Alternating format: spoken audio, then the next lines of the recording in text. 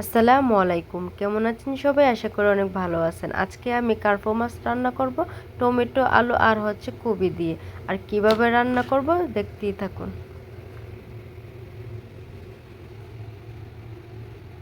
প্রথমে মাছটাকে লবণ হলুদ ভালো করে মাখিয়ে নিয়েছি, এখন পাইপ্যানের মধ্যে দিয়ে দিচ্ছি।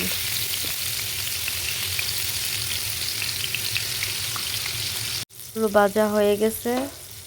আর এটা যে দেখতেছেন খুন্তিটা, এটা পাইপেন মানে ব্যবহার করছি, এটা দেশের দিকে নিয়ে আসছিলাম।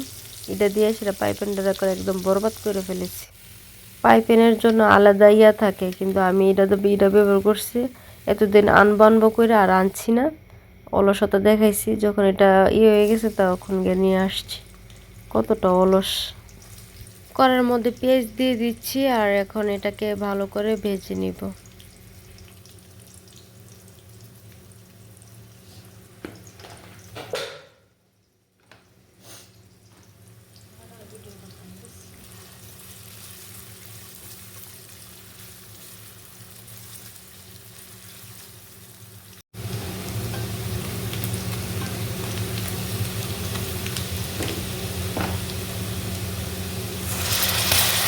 পেঁয়াজটাকে ভালো করে ভেজে নিয়েছি, এখন এর মধ্যে রসুনের পেস্ট দিয়ে দিলাম, আর এটাকে ভালো করে মিক্স করে দিচ্ছি।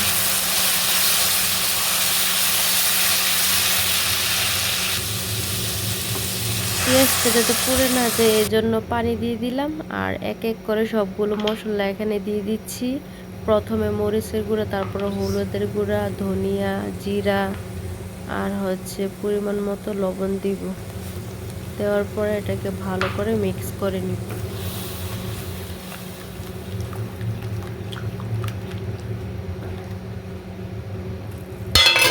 তারপরে একটা ঢাকনা দিয়ে দিলাম, আর কিছুক্ষণ মশলাটাকে কষিয়ে নিলাম। এখন এর মধ্যে কপিগুলো দিয়ে দিচ্ছি, আর কপিগুলোকে আগেই একটু ভেজে নিয়েছিলাম। তারপরে এগুলোকে ভালো করে নাড়াচাড়া করে মিক্স করে নিচ্ছি। তারপর একটা ঢাকনা দিয়ে দিব, আর কিছুক্ষণ কষিয়ে নিব।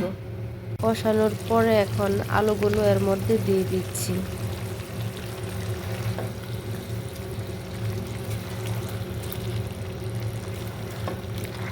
আলুগুলোকে ভালো করে মিক্স করে নিচ্ছি, আর এর মধ্যে এখন টমেটো দিয়ে দিচ্ছি, আর সাথে দিয়ে দিচ্ছি কয়েকটা কাঁচামরিচ।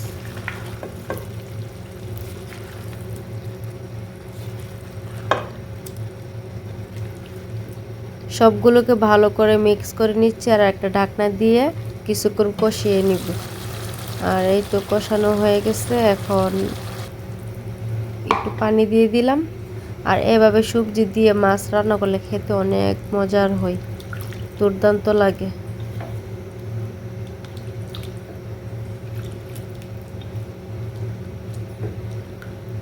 পানিটা দেওয়ার পরে কিছুক্ষণ জাল দিয়ে নিচ্ছি। ঝোলটা বলক এসে গেছে, এখন মাছগুলো এর মধ্যে দিয়ে দেব।